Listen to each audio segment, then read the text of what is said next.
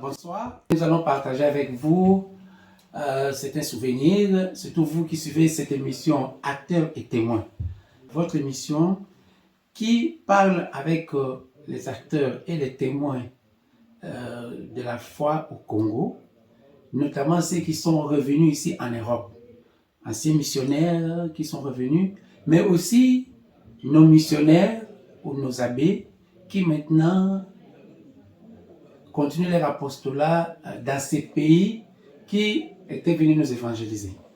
Là, nous sommes à Jamouane, en Belgique, le 28 janvier 2024.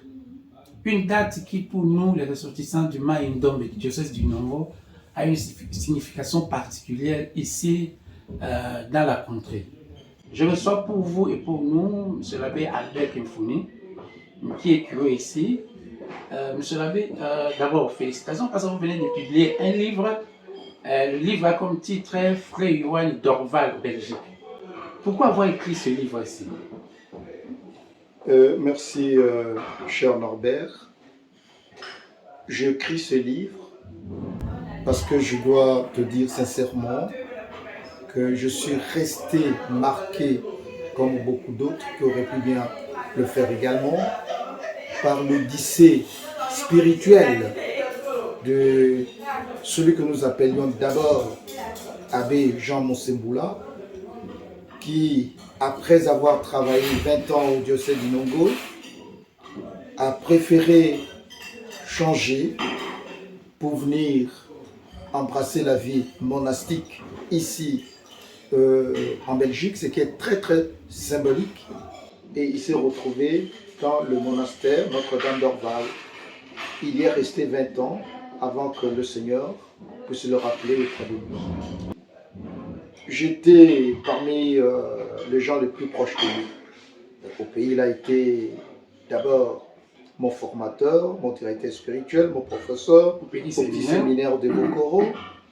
Et ici en Europe, je le connaîtrai également, non plus comme confrère avant de venir ici, mais comme mon directeur spirituel, parce que c'est quelqu'un dont l'odyssée spirituelle m'a toujours inspiré, il m'a toujours interpellé, non pas en théorie, mais aussi en acte. C'est une façon de saluer l'odyssée spirituelle de ce prêtre, c'est une de ce grand frère, de cet ami.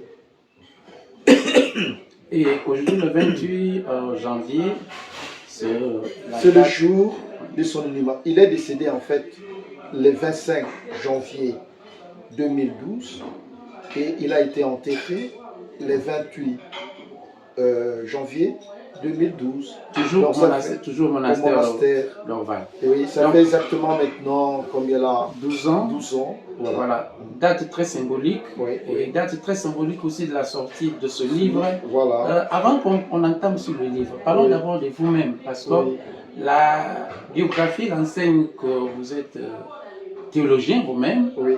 Vous avez été formateur au grand séminaire. Oui. Où est-ce que vous avez fait vos études théologiques? Justement, ce qui a approfondi ma relation avec le frère Yoanni, c'est justement la version belge, étant donné qu'après ma licence à l'Université catholique de Kinshasa, je suis allé au grand séminaire, où je suis resté comme enseignant, au grand séminaire, au grand séminaire de Kikui. Saint-Cyprien. Saint-Cyprien. Et après quelques années, je crois 6 ans, je suis venu, les évêques m'ont envoyé pour faire une thèse en théologie en vue de rentrer au Congo pour continuer avec ce diplôme le ministère de l'enseignement pour former le futur prêtre. Et vous avez, où est-ce que vous avez étudié quand vous êtes Quand vous l'avez, bon, j'ai défendu ma thèse à l'université catholique de Louvain, qu'on appelle Louvain-la-Neuve. Et c'est en théologie. En théologie morale. Oui, je l'ai défendu. Quel est le titre de votre thèse? Les alliances traditionnelles et modernes africaines et la vie nouvelle en Jésus-Christ. Donc, perspective d'une théologie morale de l'Alliance en Afrique. Oui. Et après votre thèse, vous êtes reparti à Kinshasa? Je suis reparti tout de suite après la défense. Et là, quand je suis retourné au pays, j'ai continué le même ministère. Après, bon, les évêques ont jugé bon de me nommer recteur du séminaire. Mais il s'est fait qu'au bout de 6 ans, j'avais un grand souci de santé. Je crois que c'est dû également à trop de soucis. Hein. C'est pas facile hein, d'être à la tête d'un grand séminaire. Un confrère me dira, mais en Europe, vous aurez des meilleurs soins. Vous pourrez rendre service comme prêtre fidei donum. Fidei donum, ça veut dire quoi? Bon, don de la foi, c'est-à-dire, bon, c'est un prêtre qu'on offre à un autre diocèse. Et ben, c'est dans cette perspective que je me suis retrouvé Vous êtes ici. maintenant dans ces diocèses de... Voilà. C'est quel diocèse ici? C'est le diocèse de Namur, Namur, qui comprend 2 provinces, aussi bien la province de Namur que la province de Luxembourg. Et ici, à Jamoin, on est dans la province de Luxembourg. Pour ceux qui entendent parler de Luxembourg, ce n'est pas Luxembourg, le grand duché, mais c'est plutôt une province belge. Ouais. Maintenant, venons sur le livre que vous venez de publier, Oui. Frère Yoann Dorval, Belgique, Un rayon du soleil venu d'Afrique. Oui. En lisant ce livre ici, je puis dire qu'il y a pratiquement 3 sections. La première section, comme théologien, vous essayez de répondre à la plus grande question. Parce que pour nous, chrétiens ordinaires, les chrétiens du diocèse du Nongo, ils ne comprenaient pas comment un abbé pouvait devenir encore un frère. Oui. Ça veut dire quoi? Il quitte, il est parti. Et puis, c'est une question très très pertinente. Excusez-moi de te couper la parole, cher Norbert. Nous avons connu d'abord comme congrégation les skétistes, ce que nous appelons les skétistes. Et là, il y avait des prêtres et des religieux frères. Donc, quand on appelait frère, c'est-à-dire on n'était pas prêtre. Et quand on appelait père, c'est qu'on était prêtre. Alors on se posait la question, comment justement lui, qui était déjà ordonné prêtre, puisse encore être appelé frère? Ça faisait un peu du yo-yo dans la tête de la chrétienté. Et c'est la raison pour laquelle, pour parler justement de notre frère Yoanni, pour pouvoir lui rendre ses vibrants hommages qu'il mérite à 100%, j'ai pensé qu'il était important de pouvoir élucider un peu le terrain en expliquant ce que cela signifie. Et les gens comprendront que ce n'est pas le cas, c'est pas exceptionnel. Et c'est pas rétrogradé. Non, c'est pas rétrogradé, ce n'est pas non plus exceptionnel. Tout simplement parce que nous n'avons pas encore connu de tels cas auparavant dans notre diocèse. Et lui, il était devenu moine dans quelle communauté? Le monastère, c'est le monastère de quel ordre? Quel ordre? Des bénédictins. Oui, des bénédictins. Ordre de bénédictins. Okay. Oui. Selon la règle de Saint Benoît. Ora et Tabora. Mais il est cistercien. Oui, cistercien. Et la deuxième partie, vous racontez un peu sa vie. Oui. Tout en mentionnant qu'à chaque étape de sa vie, il a laissé la réputation, l'image. Une bonne image, une bonne réputation. Oui. Pratiquement depuis sa naissance. Oui. Les gens l'admiraient. C'est un jeune homme qui sortait la tête du lot de n'importe quoi ou de tout le monde le fait tout simplement. Mais d'abord, il est né dans une famille protestante. Mais malgré ça, il a demandé à ses parents qui l'ont respecté, qu'il puisse être baptisé dans l'église catholique. Il a fréquenté l'école.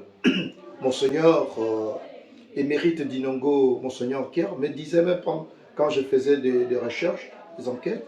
Il dit, quand on le voyait, chaque jour il revenait de la messe, non, on l'admirait. On voyait vraiment quelqu'un qui aspirait à la sainteté, si bien qu'on l'appelait Jean Monsantou, c'est-à-dire un gars exemplaire. Oui. Et d'ailleurs, quand il arrive au petit séminaire, comme Oui. vous le relatez, Voilà. là aussi, il laisse... Les autres étaient dans l'admiration, parce que vraiment, il était modèle. Je raconte dedans, c'est un de ses confrères, de ses condisciples de classe qui disait, et on est arrivé, tout le monde dérangeait, mais ses confrères, ses copains ont dit non, pas lui. Mais malgré ça, quand ses copains vont aller sont punis, c'est lui le premier à les laisser vieillir. Donc c'est vraiment... Et ça va continuer jusqu'à ce qu'il devienne prêtre. Il est donné en quelle année En 72, je crois. 72. Oui. Mais ce qui est le plus important, à mon avis, c'est parce que après avoir été aux études, où il a défendu une thèse de doctorat, quand il est revenu de Rome, il a atterri au petit séminaire. Et moi, j'étais encore en 4e. Donc, je l'ai connu en 4e année, 5e, 6e. Et là, il nous a exceptionnellement marqués. Oui. Il y a beaucoup de choses que je raconte, parce que je ne dis pas que les autres n'étaient pas à la hauteur, mais je reconnais qu'il nous a fort marqués spirituellement. Il nous a fort marqués. Il venait jouer avec nous au foot. Nous l'adorions. Nous l'adorions. Nous l'appelons notre adorable Yohani, notre adorable John. À ce moment-là, oh, c'était formidable. Et puis, étant de Bokoro, je le voyais encore le fréquenter pendant les vacances.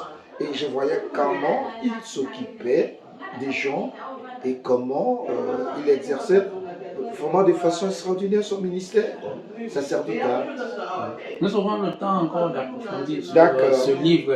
J'invite tout le monde de lire et puis d'acheter surtout, de se faire. Mais il y a une partie aussi, avant qu'on aborde la dernière partie, quels sont les témoignages que vous avez retenus sur sa vie monastique? Comment est-ce qu'il avait pris cette vie monastique? J'ai raconté beaucoup. Mais après avoir raconté, il y a des gens qui me le disaient toujours. Une dame m'a dit, ce vendredi, donc pas plus tard ce vendredi, vers 11h par là, quand je lui parlais du livre, il dit, oh, cet homme, ce moine, John, Yohani, mais il était exceptionnel. Alors la dame me raconte, quand elle est allée au monastère, elle a vu que la nappe de l'hôtel était un peu filochée. Alors il demandait s'il ne pouvait pas l'arranger. Et quand il est allé voir le supérieur l'envoie chez frère Yohani.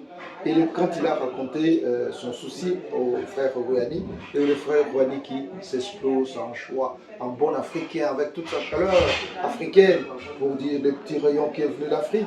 Il dit, oh le bon Dieu, le Dieu est bon. Dieu est bon. Alors il lui a donné directement cette nappe effilochée pour qu'il aille l'arranger. Ouais.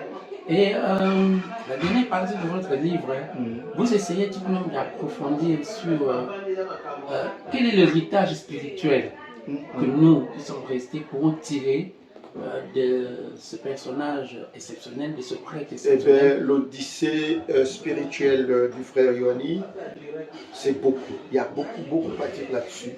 Même ce que je dis là, j'aimerais encore en ajouter. Oui. Et effectivement, c'est quelqu'un qui nous a marqué à la fin de sa vie par la maladie et qui nous a appris comment, à la suite de Jésus, nous avons apporté notre croix. Parce que pendant qu'il était malade, pendant qu'il souffrait, il ne cessait de consoler ceux qui voulaient, ceux qui étaient affligés de le voir dans cet état-là. Comment il diminuait. Hein? C'est lui qui les consolait. Et comment dans cet état-là, il priait encore pour les autres frères, hein, le frère de sa communauté. Et comment il a vraiment, à la suite de notre Seigneur Jésus-Christ, comment il a montré à quel point il a pris sa croix et qu'il a supporté avec foi, avec espérance, avec amour. Voilà, c'est par là que nous allons mettre un terme à cet entretien. Merci. Acteurs et témoins. Voilà le livre que nous vous recommandons. Il peut s'acheter en ligne. Nous allons mettre les contacts, le lien pour que vous puissiez l'acheter. C'est un livre qui va nous fortifier, nous tous.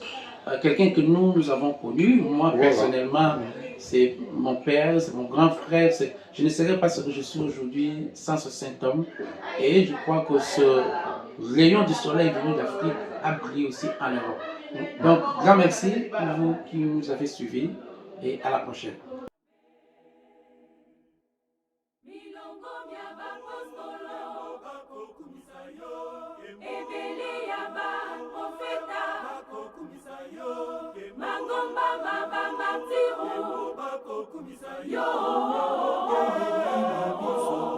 Yo